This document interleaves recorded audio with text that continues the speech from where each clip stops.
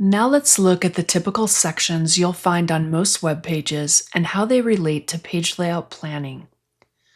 Understanding these sections helps you to place content where users expect it and avoid confusing layouts. The header establishes identity and context. Its job is to tell users where they are. What site am I on? Common content in a header includes a logo or site name, a tagline, and utility links like login or search. The key takeaway here is simple. The header answers the question, what site am I on? Navigation helps users move through the site. Common navigation patterns include top horizontal navigation, sidebar navigation, hamburger menus, which are especially used on mobile. Best practice is to keep navigation simple and focused. Prioritize the most important sections of the website.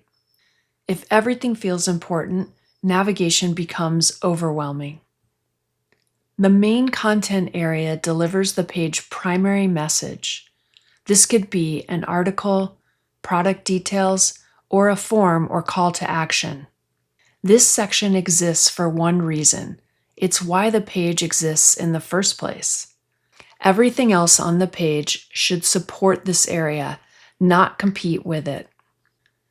Sidebars are optional and should be used carefully. Their purpose is to support the main content without distracting from it. Common sidebar content includes related links, filters, or secondary actions. Keep in mind that sidebars should support, not steal attention from the main content. A footer is a catch-all for secondary information. It often includes contact information, copyright, legal links, secondary navigation, and links to social media. A key point to remember is that footers are for information users might want, not what they must see first. When users visit a web page, they scan it. Most users scan from top to bottom and left to right. This means the most important content should appear near the top of the page. Users will scroll, but only if they're motivated. Research shows that many users scan web pages in an F pattern.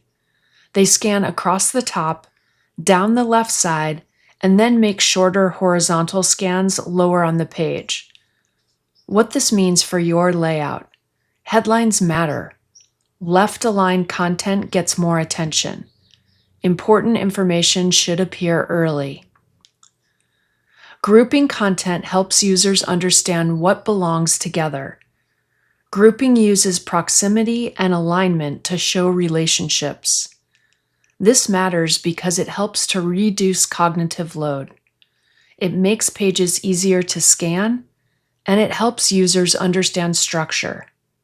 Examples might include a product image, price, and an add to cart button, a heading with a paragraph and a button, or card-based layouts. A general rule of thumb is that if items are related, place them close together. If they aren't, separate them. White space is a designer's friend.